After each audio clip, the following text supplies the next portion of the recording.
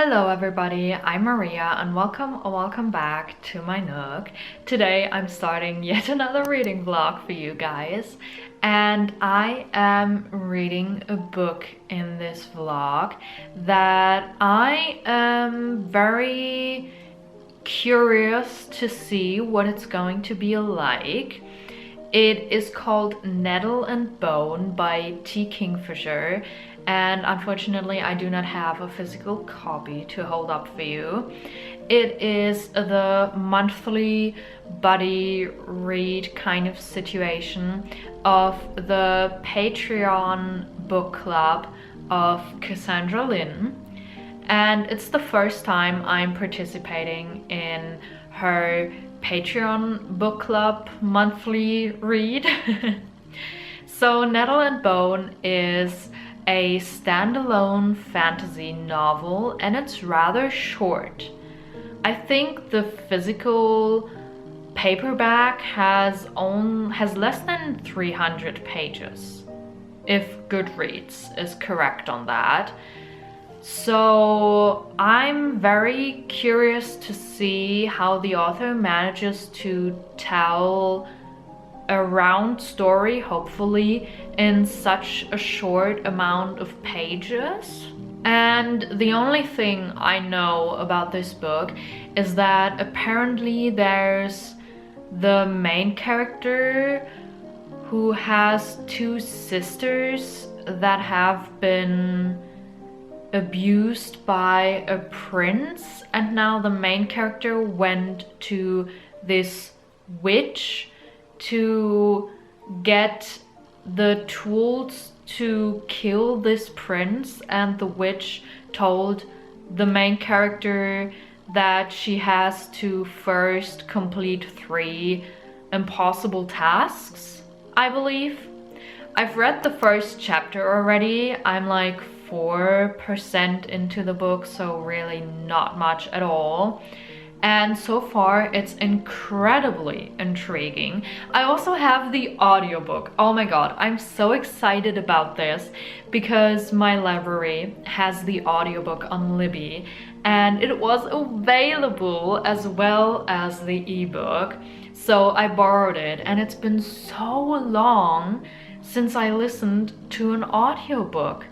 I don't even remember when I last listened to an audiobook, and I've been missing it. I've been missing it so much, and I'm so happy that I can listen to an audiobook again. Actually, I think I do remember which audiobook was the last one I listened to, and it was The Wise Man's Fear in May. It's July. Oh my god, it's been 2 months? It's been 2 months since I last listened to an audiobook. I used to do this regularly because I love reading a book and listening to the audiobook while reading the physical book or the ebook. And I'm so happy I can do that again. I also like the narrator so far. So the first chapter has been incredibly intriguing already. The main character, Mara, just sat by a pit full of bones, and she was like gathering certain bones to put together a bone dog and then like resurrect the dog and like make it come to life with magic. And it was also already mentioned that she has a magic cloak, sort of. The magic hasn't really been explained yet, but it's been mentioned that there is magic, and obviously the witch has been mentioned that Mara went to, and I think this bone dog is one of her impossible tasks. The cloak that she's wearing was the first task she had to accomplish, and I think the bone dog was the second task. I don't remember what was the third task she has to accomplish. There have been just teeny tiny bits and pieces about Mara's backstory so far, and like the backstory of the country or the region that Mara lives in.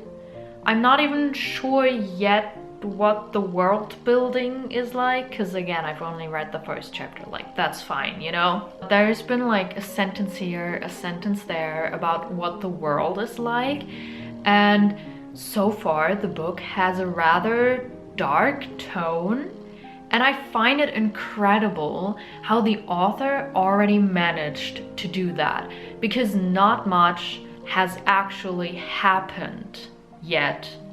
It's just the main character sitting by that pit full of bones, which first of all in itself is a little disturbing, not gonna lie. And then tiny flashbacks and just the main character thinking about her past and her world and stuff. And that alone, like just those descriptions, set a dark tone and a very unique vibe, in my opinion, which I am definitely enjoying. I hope that the book won't get too dark for me, because that might become an issue, but I did check the trigger warning and I should be fine, I think. I hope so. In the end, you never quite know, because like a trigger warning is one thing, but then the way the author actually executed that trigger or like wrote the trigger is another thing, you know what I mean? But so far I'm definitely incredibly curious to see how the book is going to continue, and I want to find out more about the magic and about our main character and about the world. Also, as I already said, the book is pretty short. The audiobook is only 9 hours long. That should be a quick read, hopefully, and hopefully I'll enjoy it. But yeah, those are my initial thoughts so far, and I think I will update you once I've read a good bit into the book.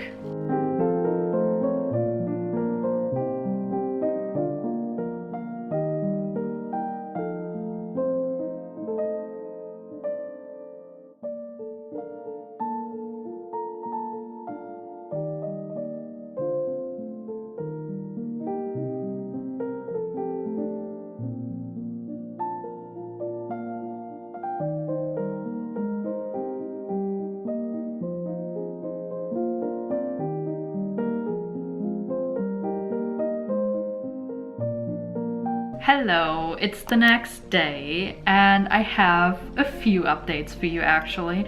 First of all, I cut my hair shorter. You can't really see it in this clip right now because it's out of frame anyway, but I cut it shorter because I felt like it and I'm really happy with it again. Second, I did want to mention that I recently, even before I started this vlog, started watching the Shadow and Bone show on Netflix, season 1, and I don't normally have a Netflix subscription, so that's why I'm a bit late to this, and also I wanted to read the books first before watching the show, you know?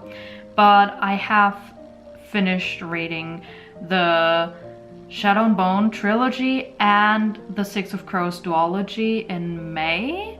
So I think I should be good watching the show now and not get any books spoiled for me, you know? I'm on episode 2 only, but so far I think I like it. It's really cool to see everything brought to life on a screen with like actors and special effects and everything. And what's also really interesting to me is which things they have changed in the show compared to the books and how they changed them. So yeah, I'm enjoying the show so far, especially everything that revolves around the crows. Oh my god, yes. So I'm definitely going to continue that and maybe update you on it a bit here and there. I'm rather slow with watching it. Anyway, reading update. I am now exactly 25% into the book. I'm on page 78, which is a few pages into chapter 6. So far, like until now, we've gotten a lot of backstory about the main character, Mara. It said in the synopsis that she's been watching her two sisters suffer at the hands of an abusive prince, and now she wants to gather the tools to kill said prince. And we've been seeing the backstory to that, you know, how her sisters have suffered and are suffering. Mara is a princess, the youngest born daughter of the queen and king of a harbor kingdom, or the harbor kingdom, I believe, of this like world that this takes place in. And then there's this northern kingdom and southern kingdom, but only the harbor kingdom has, as the name suggests, a harbor, which is obviously a very important thing to have as a kingdom. The harbor kingdom is much smaller than the northern kingdom and the southern kingdom, so they were always afraid of being attacked by either kingdom for their harbor. And that's why the harbor kingdom made this deal with the northern kingdom, that the prince of the northern kingdom would get to marry the princess. First, he married the oldest princess of the harbor kingdom to like seal an alliance sort of thing. Lots of political reasons, they were explained in the book, but I'm not going to explain them now because they're a bit complicated and a long story. Something very tragic happened to Mara's oldest sister. So then Mara's second oldest sister was married to the prince of the northern kingdom to like keep the alliance going. And once that happened, Mara went to a convent, because apparently like if Mara had married a prince and then born an heir before her older sister had born an heir to the northern kingdom, then Mara's child would have been a threat to the northern kingdom's throne and the harbor kingdom's throne if it had been a son, that sort of thing, like political issues. So Mara was sent off to this convent, and she was, or is, I mean, as of right now, we don't actually know if she is still sort of living at the convent, because we don't quite know how old Mara is in present day. Like, there's been basically two timelines. There's been this present timeline of what Mara is doing right now, and then there's been the past timeline of like what happened in the past, what got Mara to do what she's doing right now, you know? But I don't know how much time lies between the last events that we got to see in the past timeline and the present timeline. Mara has been pretty happy at the convent, actually, at least happier than she was living at the castle where she grew up. Then her sister had a daughter with that prince, and some years later, a lot of years later actually, something tragic happened, so Mara had to visit her sister. At that time, Mara found out a lot of things about the relationship between her sister and the prince. And my god, like, I knew that he's an abusive person, right? It says it in the synopsis. But actually seeing it described on the page and hearing it from the mouth of the victim, like Mara's sister, is so... oh my god, like, this prince is a god-awful person. And it's not even just a case of like, oh my god, this character is totally getting on my nerves. Like, no, he's objectively a freaking terrible person. My god, this poor woman, I can't even begin to describe the horrors she's going through. While I'm at that, please, if you are considering reading this book, I absolutely do recommend you check the trigger warnings and do not take them lightly, because this book really does tackle some heavy topics. Be careful about that, please. And something else that I've noticed is the fact that I'm 25% into the book.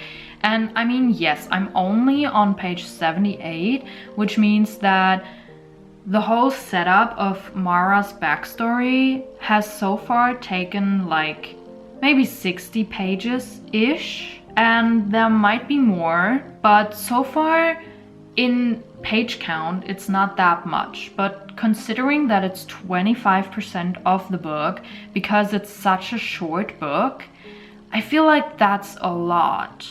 And I am curious to see how the author will keep this balanced between like only telling a backstory of a character and actually getting to the mission that the character is trying to accomplish at the moment in the present time, you know? I am enjoying the book, I think.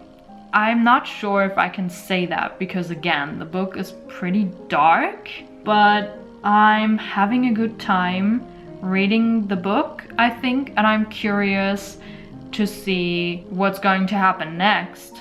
Absolutely. And I definitely want to see how the main character will solve the issue, or if she will solve the issue that is presenting itself to her. I'm gonna keep reading now.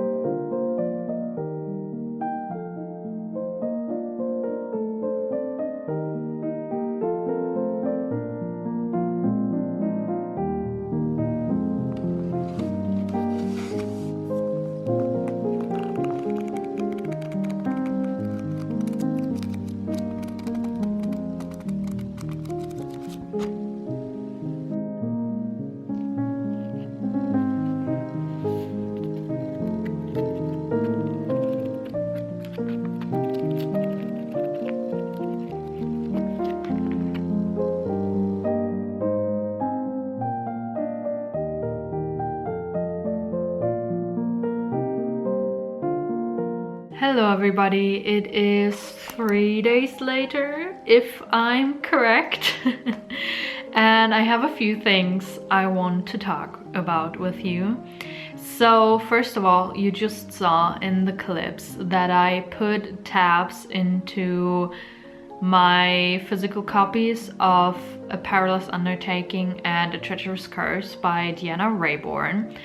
And that was because I had originally borrowed those two books as ebooks from my library. They're the second and third book in the Veronica Speedwell series. I had also read the first book as an ebook borrowed from a library. I have now decided that I do want to own the series myself. So I bought the physical copies of all the books that are currently out as paperbacks. And since I've already read the first, second, and third book, I figured that I wanted to transfer the highlights I made in the ebooks I had borrowed from my library into the paperbacks that I now own. Unfortunately, I can't do it for the first book in the series yet because I didn't screenshot my highlights, and you can only see your highlights while you're borrowing the book. So I had to put a hold on it again, just so I can borrow it again and then screenshot the highlights and then transfer them into the physical copy I now own. I hope that made any sense just now. It took me a while, but I finally did it and I'm so happy about it. This was also the very first time that I used an actual tab color system, because usually I just choose a single color for a book and then just use that tab color for all the tabs. First of all, I don't annotate my books at all. I only tab things. And I'm not really one that tabs different categories.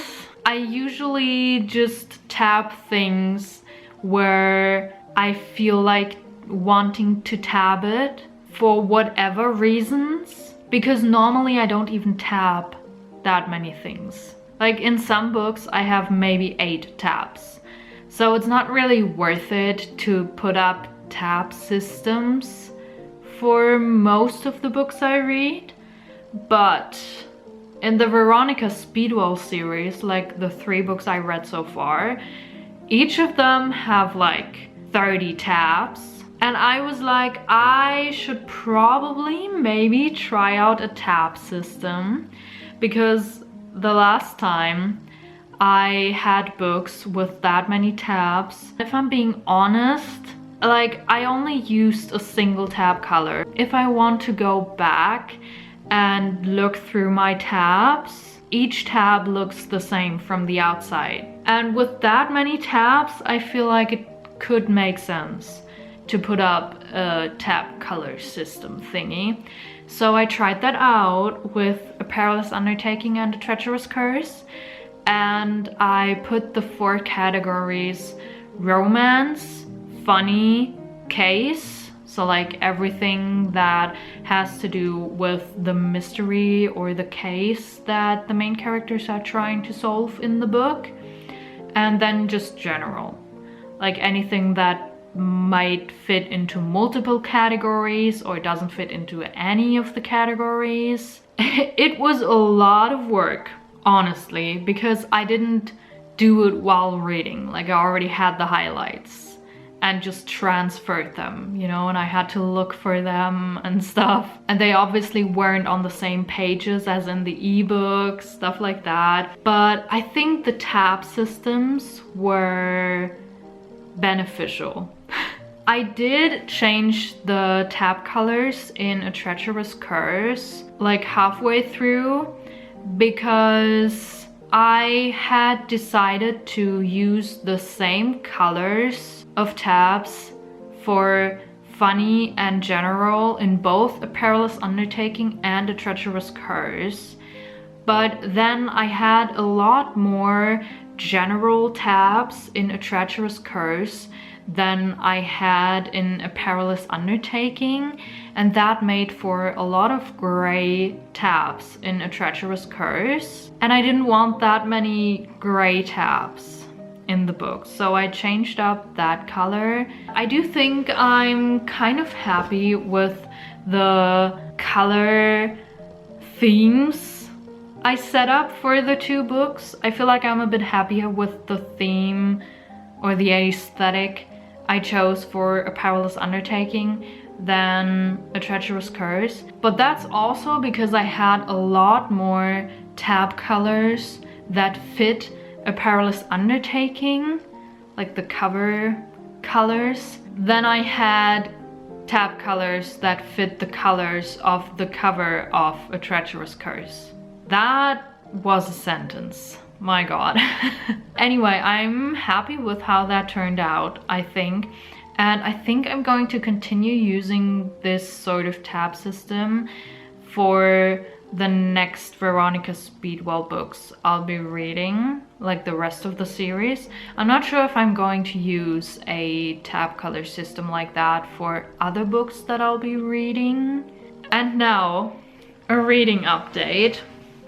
I am now up to 51% into the book. I finished chapter 10 today, which is page 159. First of all, I want to say that, because in the last clip I mentioned this, that I wasn't sure how much time lay between the past timeline and the present timeline, but then at some point the past timeline was rather neatly woven into the present timeline. The author was sort of carrying the reader into the present timeline, and suddenly we were in the present timeline, and that just flowed so well together. Suddenly I was in the present and I was like, that was kind of clever.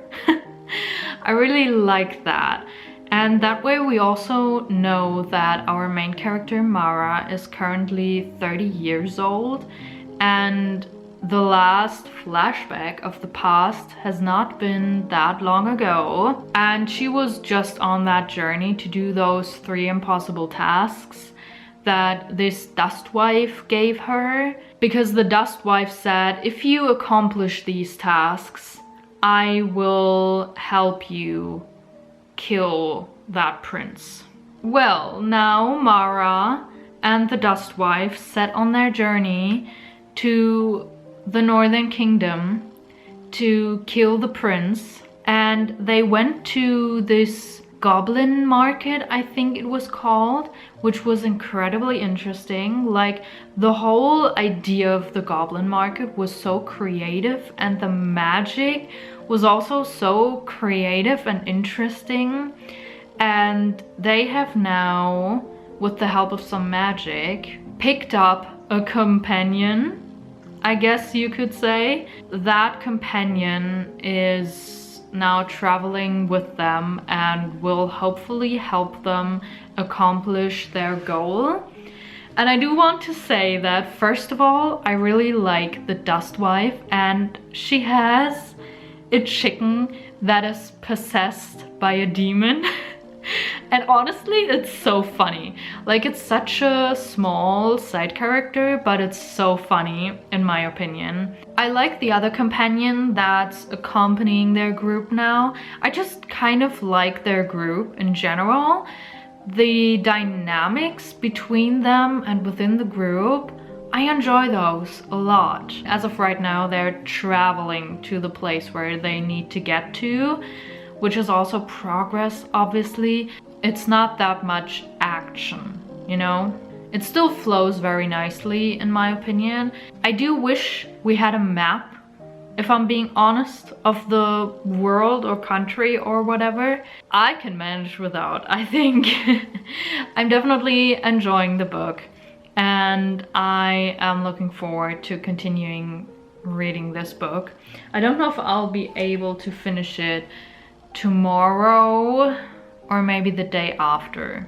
Hello everybody, it's the next day and I have quite a reading update for you because I read a good bit in Netherland Bone today. I'm now 75% into the book. I'm about halfway through chapter 16. I didn't really film any B-roll today because I just kind of didn't feel like it.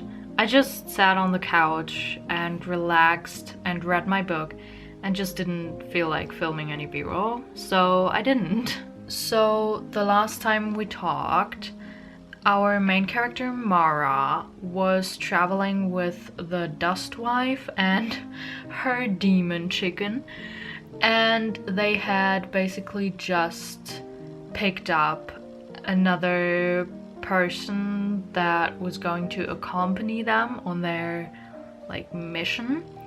And he's a former knight, so they've been traveling together, and now they have been joined by another person, namely the fairy godmother of Mara's kingdom. She's basically what her name suggests. She is a magical godmother.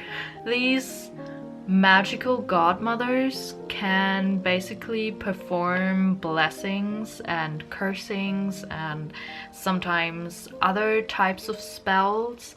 They have different levels of strength and power when it comes to their magic, and the way it usually is that they work for people, mostly people that are rather high up on the social ladder, in the social ranks. Basically every royal family where Mara lives has one fairy godmother that blesses each child that is born into the royal family at their christenings, so that they will be healthy all their life and be safe, or find the love of their life, you know, stuff like that.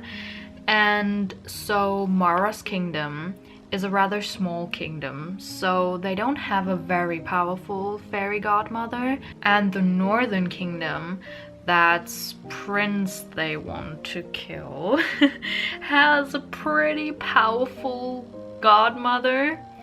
So they've been trying to figure out how to get around the fairy godmother's blessing, because she obviously also blessed the prince that they want to kill when he was born. He's protected by magic, basically. And now Mara, the Dust Wife, the knight, the demon chicken, and the fairy godmother of Mara's kingdom have been traveling together, and they arrived in the Northern Kingdom not too long ago. They arrived in the area that is around the corner of the palace, basically. They found out a piece of information that is very, very interesting, and now they're kind of trying to adapt their plans according to the piece of information that they've received,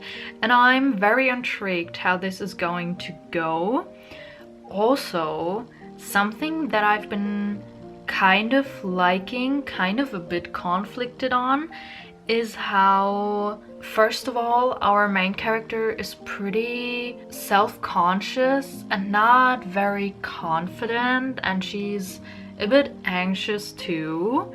Which, on one hand, there's this kind of stereotype of a main character that our main character sort of fits into, and I don't know how I feel about that.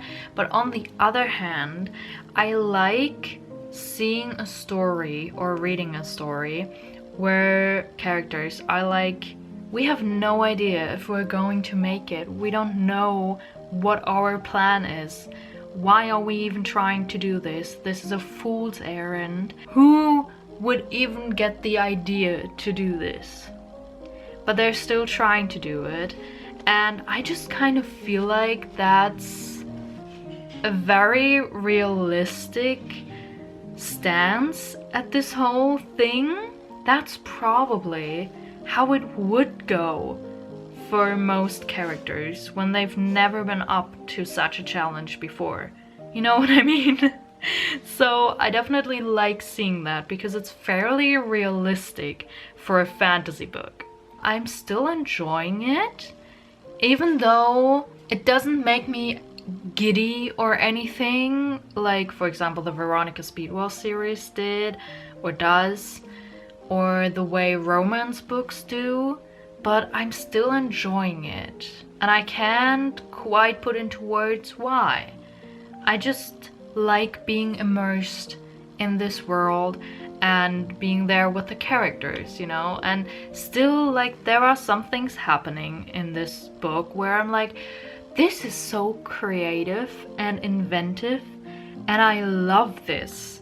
The magic behind it and stuff is so cool. Just so cool. The world is just so interesting in my opinion. And I think I might be able to finish this book tomorrow, since the audiobook says I only have like 2 hours and 15 minutes left. So I think I should be able to do that tomorrow. Either way, I'll probably update you next once I finish the book.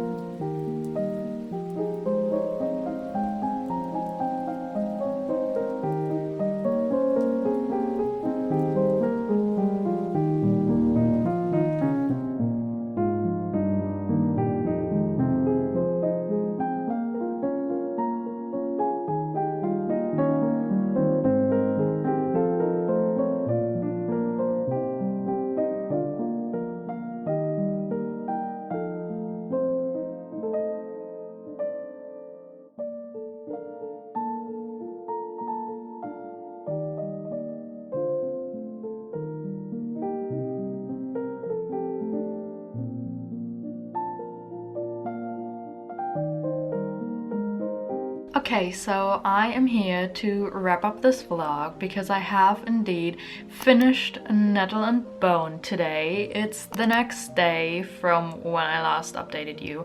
And also, please don't mind this poster. I normally don't film on this spot, but the dog sat down in my lap while I was reading and I don't want to make him move because it's so lovely. Anyway, I finished the book and I don't really have much else to say other than the things that I already have said. I enjoyed the ending to the book and I enjoyed the book in general.